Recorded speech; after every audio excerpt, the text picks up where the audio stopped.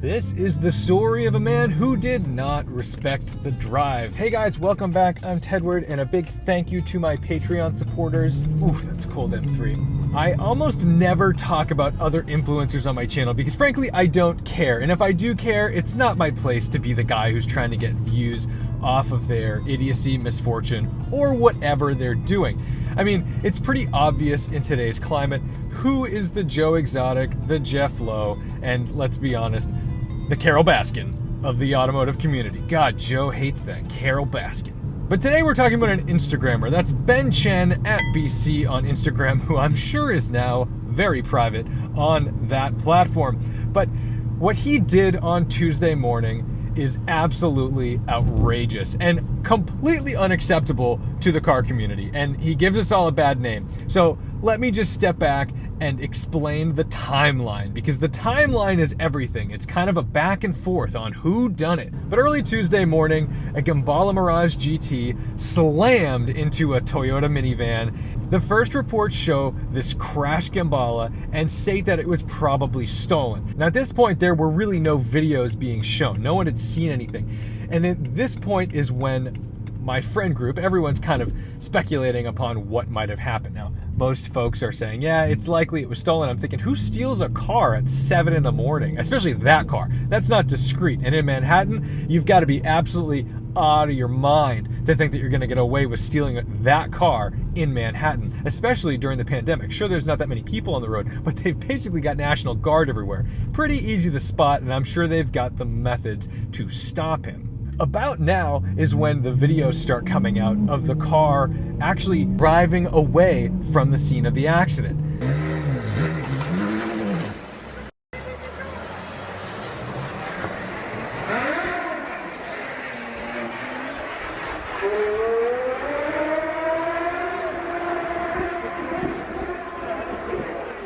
For a split second, I thought, you know what? Maybe it was stolen. This is too crazy. Who the hell in their right mind would, a responsible, wealthy person, who would do this? He's a role model. He's an Instagram influencer. He'd have to be absolutely crazy to think that he's going to hit and run with this many people standing on the street corner.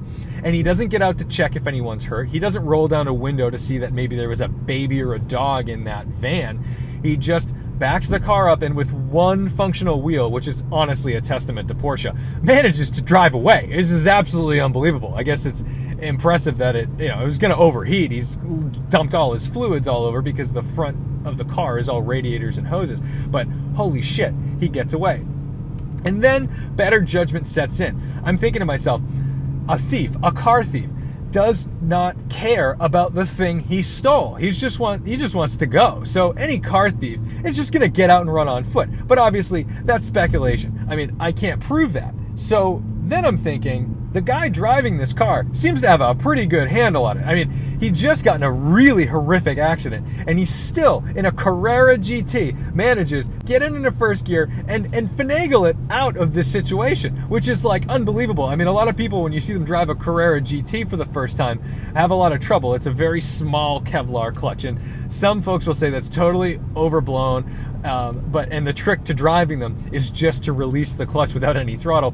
And sure, I'm sure that's the way to drive it. But to think that just some car thief, some reckless car thief, some hoon car thief, not some professional guy who's stealing this car to put it on a container ship, Raymond Calitri, Memphis Reigns, is just gonna get in this car and drive it like that and then be, totally professional getting it out of the wreck.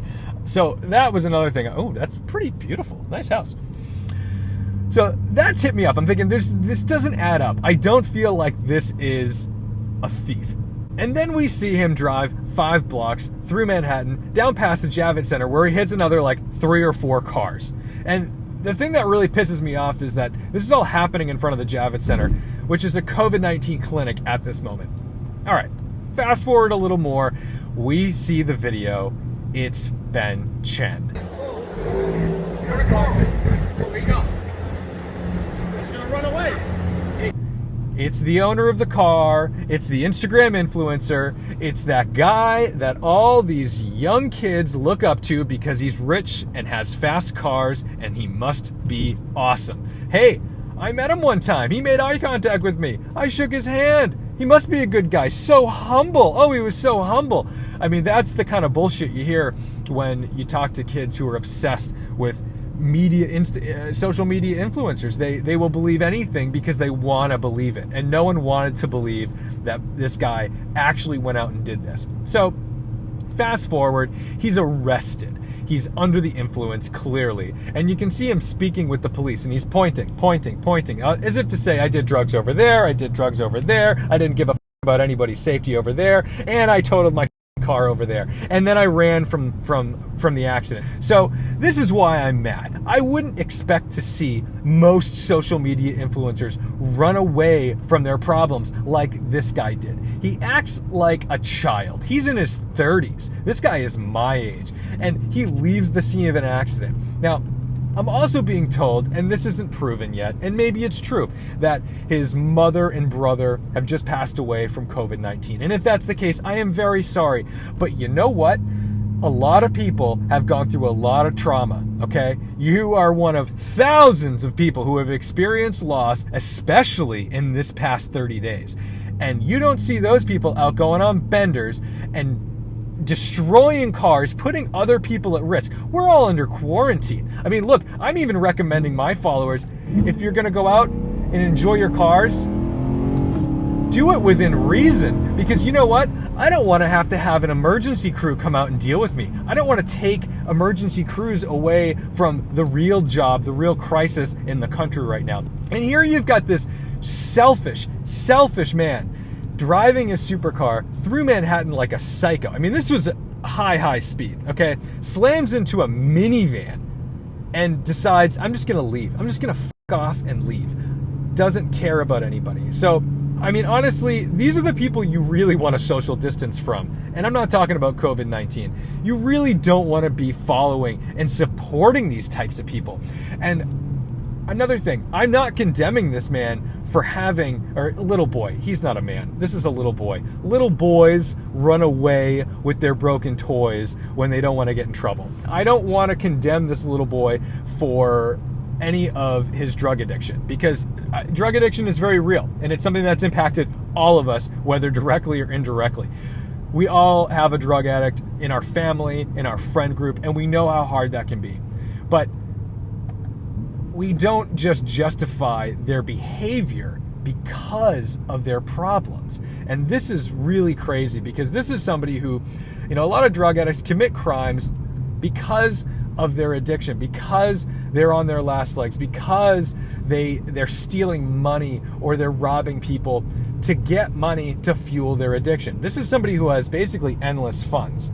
He doesn't need money to fuel his addiction. This is somebody who's out joyriding on public streets because he is so selfish that he cares more about himself than anybody in the entire city of New York. And he's willing to risk their lives, your lives, just to have some fun. I want to just make sure that those younger people who look up to social media influencers with a lot of money and fast cars and a lot of power over the automotive community understand that not all these guys are great.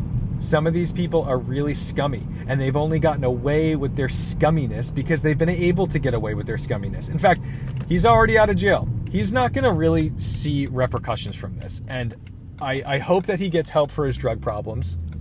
They haven't said what he was on, but you can imagine something that was keeping you alert and awake at 7:30 in the morning was probably something in the nose. I just really don't want to see this guy get vindicated by the social media community, because he doesn't deserve it. He doesn't deserve to be part of our community. He is not part of our community. He is detrimental to our community. He is the reason why Karen is standing outside. I'm sorry, lady, you're probably very nice. Why Karen is standing outside her house telling you to slow down when you're doing 32 and a 30. Because people like him make her scared. And people like him should make you scared, because he would have killed you and not given a shit about it. He would have driven straight away. Always respect cyclists. They are people. They are cyclists, but they are people. I know you probably hate cyclists, but they are also human beings. We don't want to hit people with our cars. That's like goal number one. Don't hit people with your cars. But again, I'm actually really impressed with the police. And I don't know if I'm impressed with them or confused by them. The police in this situation were very nice. They, in fact, didn't even take him out of the car. They told him to stay in the car. He starts the car, kind of acts like he's going to leave, and all they say is, "Where are you going?" Which, to be honest, he had one functional wheel. But he still made it like 5 blocks. Like, he could have still driven away a little bit. Hey, Brad.